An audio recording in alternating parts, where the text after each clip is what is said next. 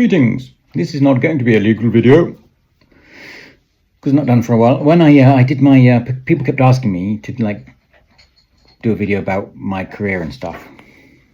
So I tried to do a TikTok one that would last 3 minutes. I managed to make it last 5 by talking ridiculously quickly, and then people kept wanting an extended one. I didn't think anybody in their right mind would watch me talking for 40 minutes about myself. But it's had 1,800 views, which is a bit nuts. I thought it might get 10 if I was lucky. And people really liked it, so we're going to do more of these. And this one's sort of a post about LinkedIn made me think of this, because people always tie everything into their business world and LinkedIn. And this is a lesson I learned early on in my career. So so I started out driving buses in West Wales for Davis Brothers. They went bust. So the chances of going on to coaches was never going to happen. So I went to work for a company called The Londoners. The Londoners had actually advertised for jobs in the Sun for coach drivers, because they had people from all over the country driving then, London companies. Maybe they still do. But yes, so I went to work for this company called The Londoners, went down for the interview, which cost me a fortune because I was driving a V8 Range Rover at the time. I had swapped my car. I'd got rid of the Fiat Panda and got into a V8 Range Rover. And even then it cost me a fortune to go to London back. So I don't know, it's mad, isn't it? Because if I went for that job today, and everything around it, I'd have got to the yard and I would have run a fucking mile. It was in Peckham, but it was in houses, behind houses. Brayborn, 1A Brayborn Grove it was called. So you drive down this residential street thinking, this can't be a coach company down here. And then you turn right, and then immediately left is an alleyway to their yard, which is basically in people's gardens behind the houses. All gone now, obviously. But it was all rough, and all these coaches were in there. And they used to employ people to drive from all over the country who would then rent a room off them. So they had a couple of houses, different places, but the house I was staying in was on the corner of the yard. It was a dive. It's amazing to think now. I say I wouldn't have accepted it now, but it's amazing as well, because I think to myself, that's quite brave of you. Getting up and going to London to drive coaches. But I loved it, absolutely loved it. After only 3 months, they allocated me a brand new coach, W875 UGY. It was a Volvo B7R with a Blackstone body on it. I loved that coach. It was a beautiful machine, automatic as well. But I'd only been there 6 or 7 months, and I ended up leaving. A bloke called Les, a friend, worked for the Londoners in the office, on and off. He'd left at this point, and he'd gone to work for a company called The Glider, which was really expensive tours. So basically for rich people who don't like flying or don't want to drive anywhere. So it was a full-size coach, but with 28 seats. Big like things.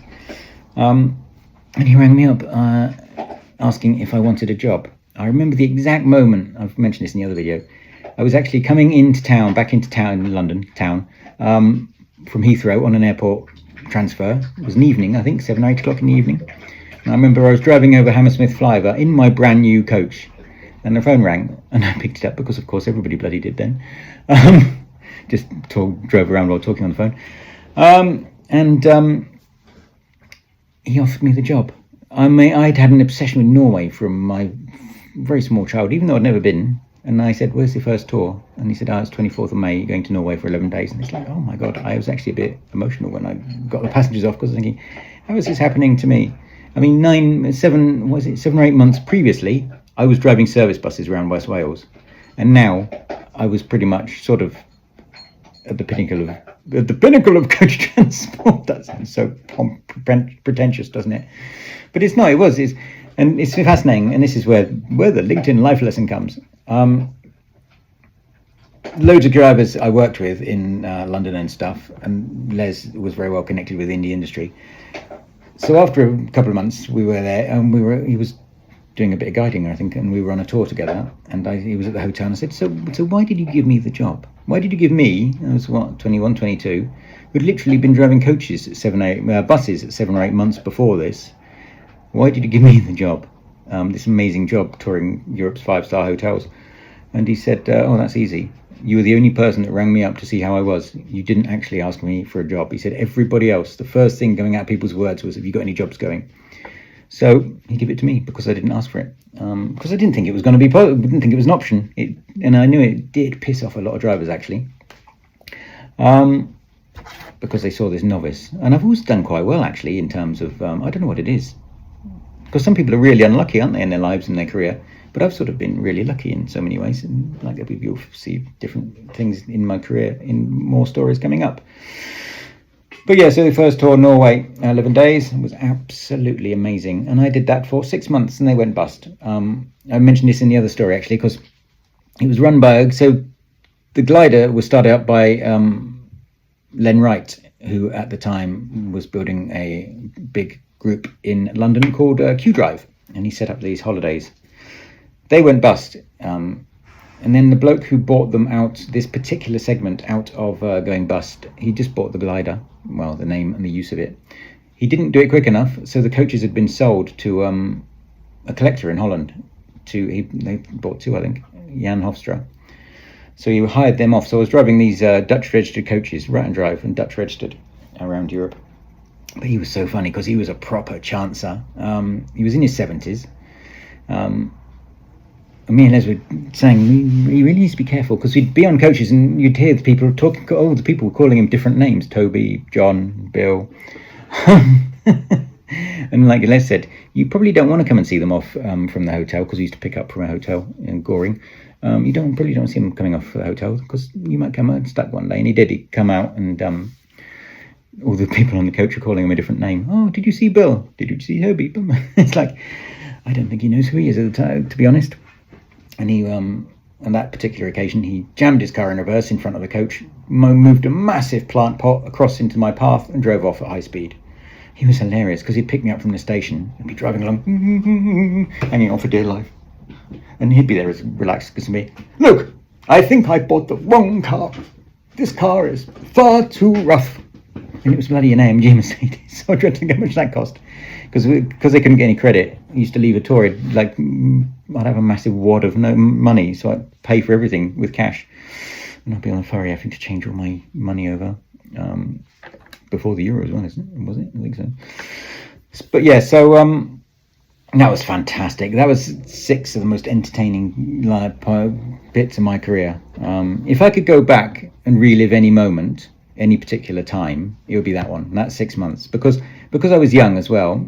I sort of didn't really appreciate it for what it was. I could have appreciated it much more, because like driving around Europe, 5-star hotels, eating amazing food is quite fucking spectacular for anybody, let alone somebody who's been 22 and just died. But yeah, so I've always had stuff sort of fall into my lap like that. So I don't know why. I don't know why I'm lucky and other people aren't. I mean, I do have a fair bit of bad luck. I nearly died in a car accident, which is fairly. But yeah, so that's that story. Can't think of anything else, I don't think. Been going on for 8 minutes. If you like more, if you want these stories, I say. So finally, yeah. So if you do like these stories, feel free to comment, because I'd only make stuff that people want to watch. There's no point making it if you're not interested. But also, we've launched a subscription service, the Lorry Driver subscription service. So for £6.99 per month, you get one driver CPC a year. You get me organising when you'll do your driver CPC and what module you'll do. You don't have to concern yourself with that at all. You'll get a discount on merchandise, and you'll get exclusive subscriber-only content. So a lot of these videos are going to become subscriber-only. So you do actually have some proper tangible things for your $6.99. I think $6.99 a month is pretty cheap for what you're getting. Like I say, at the very least, you get your years. You get 7 hours driver CPC. Also, you can, because I'm having lots of people phone me and stuff and message me for advice, and I'm not going to stop that, but I'm going to sort of slightly ease into that being sort of maybe a subscriber benefit rather than everybody. So we're just finding my way around now, pretty much. But yeah, so become a subscriber, $6.99 a month, and it's a bargain. And like I say, I organise it all for you then. So that's enough of me talking for 10 minutes. I'm now going to Aberystwyth for a radio show for any answers, or is it any questions? Can't remember which is which. Any questions on BBC Radio 4. It's a political panel show where with an audience, which is recorded live. And I've got my 2 questions I'm going to ask, so let's see if they ask me to ask a question. I bid you good day.